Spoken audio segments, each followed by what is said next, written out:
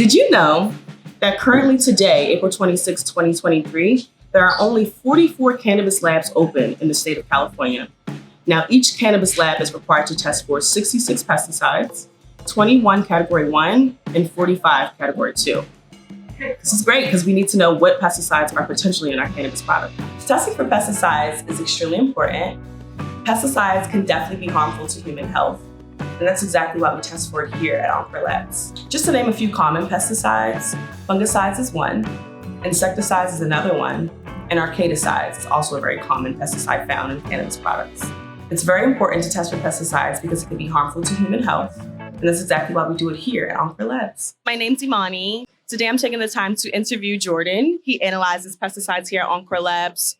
Just gonna ask him a few questions. The first one being, what are pesticides? So pesticides are natural or synthetic chemical compounds that are designed to kill pests in plants. So these pests can include insects, rodents, or even other plants such as weeds. When most people think about pesticides, you think about fruits and vegetables and making sure that, the fruits and vegetables that you eat don't have pesticides.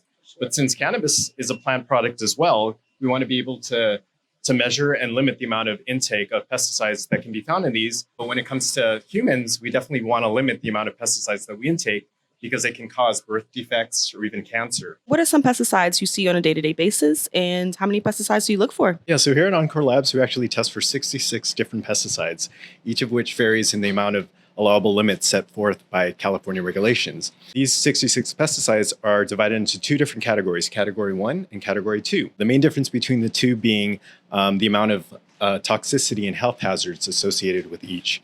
So in Category 1, we actually test for 21 different pesticides in that category. And those are considered the highly or extremely hazardous pesticides. So those, of course, have a lower limit set to each of them. And then the remaining 45 pesticides are in Category 2, which are considered moderately hazardous to human health. Obviously, you guys have to test these pesticides on some sort of instrument. What instrument do you use to test pesticides, and do you use one or two? Pesticides are tested on an instrument called the LC-MS-MS, sometimes referred to as triple quads, which is a very sophisticated piece of instrumentation that is not only able to detect if a specific pesticide with its unique chemical composition is present, but is also able to quantify it. There are two different methods we use to analyze for pesticides: ESI, which stands for electrospray ionization, and APCI, which stands for atmospheric pressure chemical ionization. Working at a lab, I know us lab analysts can go through a lot of trials and tribulations in regards to the machine or samples. What are some trials that you go through as a pesticide analyst here at Encore Labs?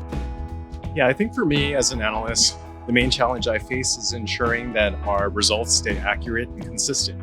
So this means making sure that the instrument stays calibrated throughout the entire course of the analysis. To do this, we have in place several quality assurance measures to ensure that our results stay consistent and accurate. Thank you guys for watching our pesticides video. Until next time, see ya.